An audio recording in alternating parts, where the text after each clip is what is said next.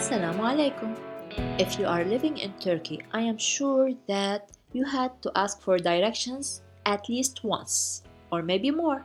So I advise you to watch this video till the end to know exactly how to ask about directions and at the same time reply if someone asks you about directions. It's going to be a practical video because we all need to ask about directions in Turkey. So Bismillah, let's start. There are two words that you need to know when asking about directions. Nerede and nasıl. Now, nerede is written as nerede. Nerede, where. But when you say it as nerede. Where, nasıl, how. These two words are very important when you are asking about directions. Excuse me, how do I get to the metro? Affedersiniz, metroya nasıl gidebilirim? Affedersiniz, metroya nasıl gidebilirim? Excuse me, how do I get to BİM? Affedersiniz, BİM'e nasıl gidebilirim? Affedersiniz, BİM'e nasıl gidebilirim? Excuse me, where's the nearest post office? Affedersiniz, en yakın postane nerede? Affedersiniz, en yakın postane nerede? Excuse me, where's the nearest bus stop? Affedersiniz, en yakın otobüs durağı nerede? Affedersiniz, en yakın otobüs durağı nerede? Excuse me, where's the nearest station? Affedersiniz, en yakın istasyon nerede? Affedersiniz, en yakın istasyon nerede? Does bus number 98 pass from here? 98 numaralı otobüs buradan geçer mi? 98 numaralı otobüs buradan geçer mi? How do I get to Taksim bus stop? Taksim otobüs durağına nasıl gidebilirim? Taksim otobüs durağına nasıl gidebilirim? Excuse me, I'm looking for the post office. Affedersiniz, postaneyi arıyorum. Affedersiniz, postaneyi arıyorum. When you want to give directions, you need these sentences. Go straight, then turn left at the crossroads. It's about 100 meters on your left. Düz gidin, sonra kavşaktan sola dönün. Yaklaşık 100 metre solunuzda. Düz gidin, sonra kavşaktan sola dönün. Yaklaşık 100 metre solunuzda. You can't miss it.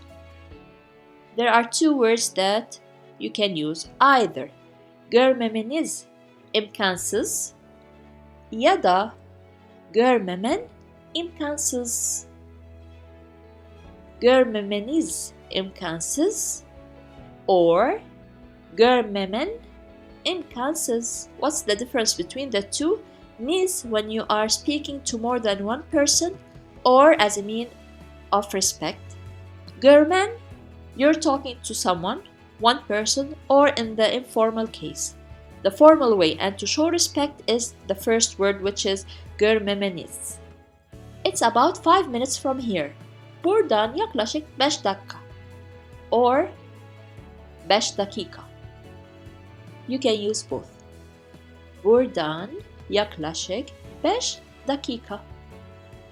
It's about a 10-minute walk. Yaklaşık 10 dakikalık yürüme. Yaklaşık 10 dakikalık yürüme. These are some basic words that you need to know when you are giving directions. Sola dön, sağa dön, düz gidin, or we can use dümdüz, arkasında, önünde, köşede. Sola dön, sağa dön, düz gidin, arkasında, önünde, köşede. Durak is bus stop, and we have some examples over here that you can use. Duraktan sonra sağa dön. Turn right after the bus stop. Bina means building. Binanın arkasında, behind the building. İstasyon, which is the train station. İstasyonun karşısında, across the train station. Banka is bank. Bankanın önünde, in front of the bank. Park is the same, park. Parkın içinden geç, sola dön. Go through the park, then turn left. Meydan is city square. Meydanın öbür tarafında. On the other side of the city square. Belediye binası, city municipality. Belediye binasını geç, üçüncü bina. Belediye binasını geç, üçüncü bina. It's the third building after you pass the city municipal building. Postane, post office. Postane hemen köşede. The post office is right on the corner. Hemen means just there, next to it. More examples. When you reach the crossroad, turn right. Kavşağa geldiğinde sağa dönün. Go across the roundabout. Döner kavşağa geçin. Don't take the first road. İlk yola girmeyin. You'll see the building. Binayı göreceksiniz. Go on for about 2 minutes, 100 meters. Yaklaşık 2 dakika 100 metre gidin. Or yaklaşık 2 dakika 100 metre gidin. I hope you found this lesson beneficial. And if you really like the lessons I'm explaining, please subscribe to the channel and share it with other Turkish learners. Thank you in advance and Assalamu alaikum.